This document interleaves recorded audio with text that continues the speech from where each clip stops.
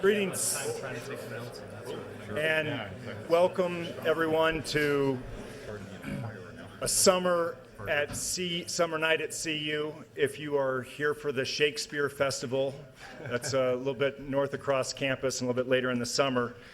For those of you who are here for the Telecom event, I think you're in for a real treat, a telecommunications night dream, perhaps. I want to make 3 quick points. My name is Brad Bernthal. I'm the director of the Entrepreneurship Initiative here at the Silicon Flatirons Center. First, a word about Silicon Flatirons and our Entrepreneurship Initiative. We are a donor-supported center committed to the proposition that every great entrepreneurship scene is backed by a world-class university. And our goal is to connect the front ranges, software, internet, and telecom startup scenes and emerging company scenes to the university. We sponsor through the Entrepreneurship Initiative the New Tech Meetup, which for those of you who have been here in this room know there's a rush to get a seat after the reception, the Entrepreneur Law Clinic, a crash course series, and we work closely with other partners across campus to do a student and faculty-oriented series called the New Venture Challenge. Second, a number of thank yous. First, is Jamie Stewart here? No? I will think good thoughts for Jamie Stewart of Silicon Flatiron Center and Anna Noskesi, our program director, who is around all sorts of good things associated with Silicon Flatirons. Katie McCoy.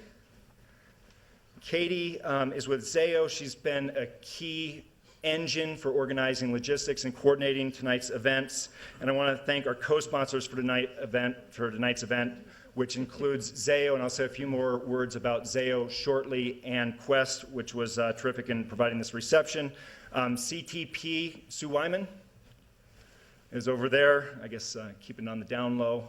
ITP, the Interdisciplinary Telecom Program Director Tim Brown, and eShip, Seth Murray, I saw Seth come in, is back there. So a round of applause, please, for our sponsors.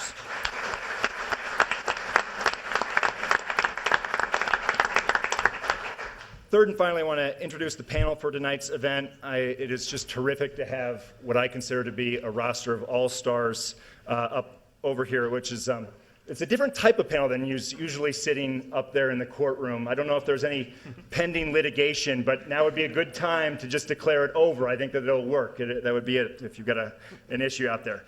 For those of you who have been part of Silicon Flatiron's Entrepreneurs Unplugged series before, this is a slightly different format than we usually use. Usually it's a Q&A, actors studio type of event. I think this is going to be a lot of fun and a great experiment to see if it works.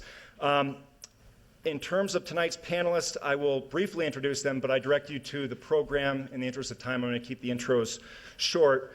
First on the end is our moderator, Don DeTemple. Don is was the executive chairman of New Global Telecom, which recently exited to Comcast, where he is currently working. I'm not going to do this sequentially because my notes are not in sequence, if you couldn't already tell. Dan Caruso is the president and CEO of Zayo Group. A special word about Dan. First of all, in terms of this evening's event, Dan was really the catalyst behind it. He has helped galvanize the all-star roster that you see over my shoulder. And additionally, Dan is a board member for the Silicon Flatiron Center's Entrepreneurship Initiative. And finally, and I don't think he necessarily knows how much I appreciate this, in connection with the New Venture Challenge, we were out pitching for money last year. And at a time in which we were selling something that was not quite vaporware, but was close, Dan got behind it and was an affirmation of the effort that allowed us to get First Western Trust Bank on. Libby Cook got behind it, and it allowed us to help organize 40 teams of startups across campus. I call them company startups. They're not necessarily in the formal sense of startups, but 40 teams of students and faculty got together. We had a New Venture Challenge finals last March. It was a tremendous success. We've got momentum, and in no small part due to Dan. So a round of applause for that. Thank you to Zayo.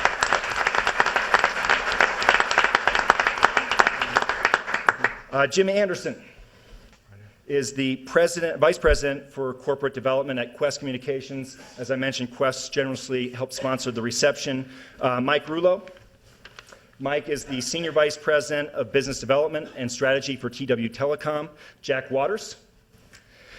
Jack is president of global network services for Level 3 Communications. Art Zeile. Art is the CEO of hosting.com, and Grant Van Royen. Grant is the CEO for IX Investments, LLC. I almost called him 9. I feel like I just finished, and here's your 2010 LA Lakers. With that, Don, over to you. This should be a lot of fun. Thank you. Great. Thank you, Brad, and it's great to be out here in Boulder with such a distinguished panel. I don't know if you recognize, but on this panel we have 2 former Colorado Telecommunications Executives of the Year. We have a former nationally ranked debater. We even have a rocket scientist. Now, I'm not going to name any names, but hopefully as the night rolls on, perhaps you'll get a little indication of who's who. But it's going to be, I hope, a pleasure moderating this panel. And theoretically, my job should be pretty easy given the quality of the panelists. But as we know, in real life, sometimes reality doesn't follow theory. So we'll see what happens. I'm especially pleased to see a number of students out in the audience tonight. I know that in the summer session, there aren't that many students on campus, but it's great to have you here with us tonight. Just a little bit of the ground rules, which basically there's only a few. I've asked each panel participant to kind of open the discussion this evening kind of with some brief introductory remarks. Following their remarks, I'm going to direct some dialogue through questions towards the theme of resurgence and also career opportunities for students in telecommunications and technology. At about the midway or 2/3 point, I'm going to open it up to the audience and we will take all questions. So we definitely want this to be an interactive, full duplex experience for everybody, but I would ask that you hold your questions until I call for them just a little bit later in the presentation. So as far as introductory remarks, why don't we start down at the end with Grant and work our way across here. Yeah, good evening, everybody. And if you can't understand me, I'm the guy with the funny accent, so come and talk to me later on and I'll explain what I said. IX Investments is a telecom acquisition holding company. It was founded about 12 months ago. My partner and I, actually, he's in the audience, a chap called Todd Coleman. We left Level 3 about a year ago, and we spent most of 2009 working on a strategy to acquire some companies in a very narrow space of the telecom value chain. We raised about $400 million last year. We were unable to put that money to work, but our investors and certainly the 2 of us found it a pleasant enough experience to do it again. Since then, we have worked on and are working on another strategy that hopefully will come to life here in the next couple of weeks or months. We've rounded up about $100 million that we expect to put to work over the next 12 months. It is in a very narrow area, but very rich area of telecom. And if you can forgive me, I will be intentionally oblique because I'd rather talk about it once it's come to life. But particularly if you're a student out there and you're looking for... I'll fill you guys in later if you're interested in what it is. And I'll be more than happy to fill you in on the companies Dan will be buying next as well if you let that go.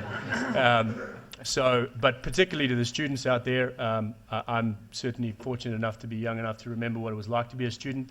And I got my start working, not too long ago. But if you're an individual of great character and you have great intellectual curiosity, it is highly likely that we will be recruiting at least one graduate between now and the end of the year. So I will leave it to you to find me if you are that person. And equally, you can find Todd as well. So Mike Rouleau with TW Telecom. We are a national provider of local access across the country. We operate in 75 markets around the United States and have been around for about 17, 18 years. Focused on what we do is build fiber infrastructure out to enterprise end user buildings. And so we have nearly 11,000 buildings on net, which may not sound like a lot, but when you consider how much fiber access there is in the United States, there frankly isn't a lot of buildings connected with fiber. So we focus on what we can do for the enterprise customer. We do support carriers as well, but we focus on that enterprise business, medium and large enterprise, where we can deliver a solution end-to-end for that customer and give them scalability and capacity that they need to run their business. just thinking about the telecom business, I've been in this business for over 25 years. And again, for the students out there, it's, I think, one of the most fascinating and exciting places to be. It's never dull. There's always something new going on. I think right now in this industry, we're at a state of flux and a little bit of inflection where there's tremendous opportunities for the next 5 to 10 to 20 years. And I just can't think of a better place to be. My name is Jim Anderson. I'm with Qwest. Qwest is a large communications provider based here in Denver. If you look at our business, it's really comprised in 3 different aspects as far as customers are concerned: the business markets, wholesale customers, and then consumer or retail business, our mass business. And last year, just to give you a sense as far as scale is concerned, did about $12 billion in revenue in 2009. 65% of that was from the business side of the equation, the rest from mass and then wholesale. And we announced as well a transaction that is to take place and close here in the second half of next year. We're doing a merger with a company called CenturyLink based out of Monroe, Louisiana, where the combined company, pro forma-wise, They're listening in. I think they are. Is that you, Dan? But the combined company will have a pro forma of around $19.8 billion, so it's a much larger company. We're going from a 14-state coverage to 37 states as far as our retail business is concerned, our mass business, and have an EBITDA around the $3.5 billion mark. If you start looking at the assets that we have, this is really kind of a clear reflection of what's been taking place in the industry as far as consolidation is concerned. And we think it's a great thing. We think scope and scale is necessary to really survive and thrive, if you will, as far as the innovation that's looking to take place in the industry. As far as students here, actually I'm fortunate to be here. I actually graduated here some years ago, and I'm not a 25-year telecom guy. I've only been in telecom for about 8 years. But Just feels like 25, right? in dog years, it's 35, I believe, right now. But it's been an interesting ride, though, coming out of school here in Colorado. And what I've found over the years is really kind of the passion that's here on the Front Range as well. And I think, if you look at the portfolio, people are here and the different companies as well. What you see is really kind of a stronghold, if you will, as far as the telecommunications business. And there's a lot of smart, bright people, and it tends to attract a lot of talent. So as we look at the new company, Qwest, moving forward with the merged entity, our business markets group is going to be based here. And we're going to have a significant presence, so we're going to be continuously looking for some top talent. So, thank you. Thanks. Yeah, I should mention that Don, our moderator, is also a very accomplished entrepreneur in telecom and internet, and he could easily have been one of the folks on the panel, but he was nice enough to offer to moderate. I call it refereeing, but Referee. The primary theme here is obviously telecom and internet, and I think sometimes we underappreciate in the Front Range how important this industry sector is. It's one of, if you look across the entire nation, there's probably more telecom and internet infrastructure activity here in Colorado than anywhere other than the largest cities. The companies represented here are, range from kind of startup ideas, like Ron described at the end of the table, to some of the most established and successful telecom companies nationwide, and that's probably the biggest theme that we want to leave you with. Zayo focuses on bandwidth infrastructure. We've been acquiring companies who built fiber networks during the heyday and pulling them together into a platform to offer similar services as some of the other panelists described. I'm also involved in another company called Envysion, which Matt Steinford, the CEO of Envysion, is sitting here in the second row. They do a different type of, which I still consider internet infrastructure. They're applying it through a software as a service business model and delivering kind of a video solution for distributed enterprises. So, that range of activity to the range you hear up here is it's a great environment for it, and I really want to encourage the CU and the student body to realize how important that is to both our economy and what a successful career path it offers.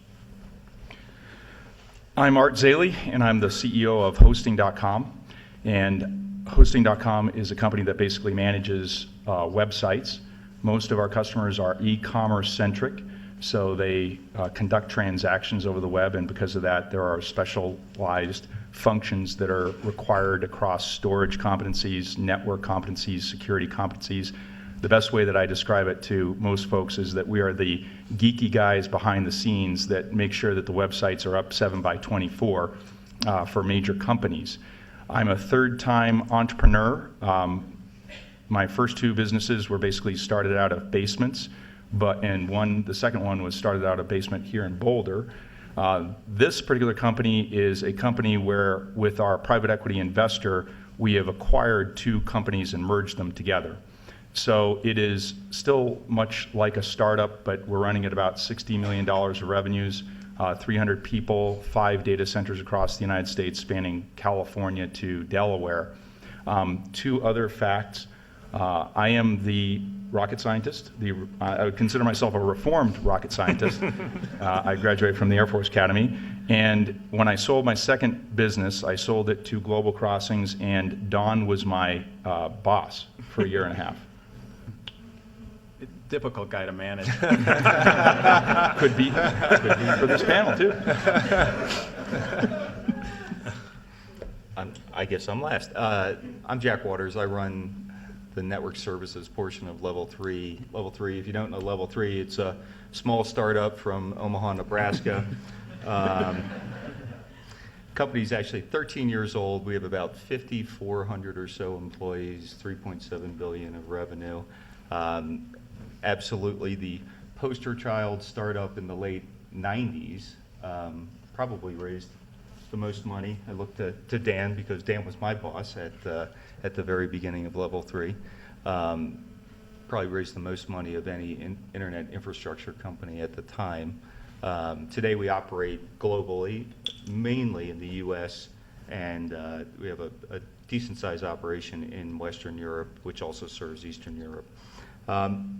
As I thought about the topic, I'm an internet guy. I'm not really a telecom guy. I started very early in my career as my friends wondered what the hell the internet was and why I carried around a laptop and before anybody else did. And as I thought about Colorado, I don't know if you know, but up the street here, one of the first sites on the internet is one of the first sites on the internet, NCAR.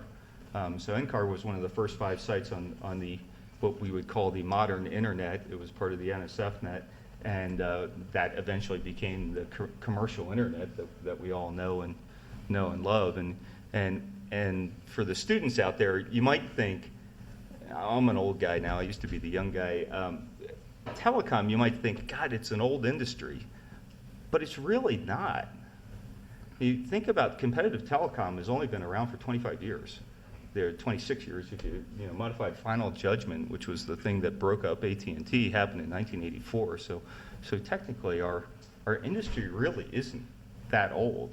And if you fast forward to the things that really changed telecommunications, the internet, it's really probably, pick your number, 16, 15 years old. So it is still a pretty exciting place and a really exciting industry.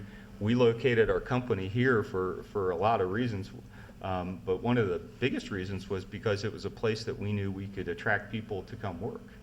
And so that has really turned out very well for us as a company, and I think it will continue to be that.